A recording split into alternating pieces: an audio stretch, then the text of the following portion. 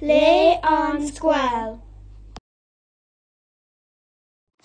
Bhí ag múinteoir ag scríobh an chlárbán. Bhí na páistí ag obair go dtine. Deich Rory amach an fhuinneog, chonaic sé préacán, féilán, spidóg agus drolín. Tháinig an múinteoir Rory ag féachain má an fhuinneog.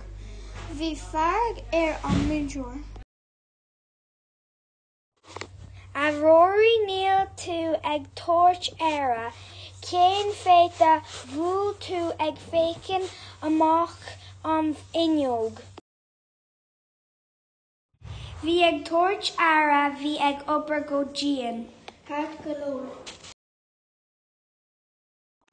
Tosaigh Rory ag obair ansin.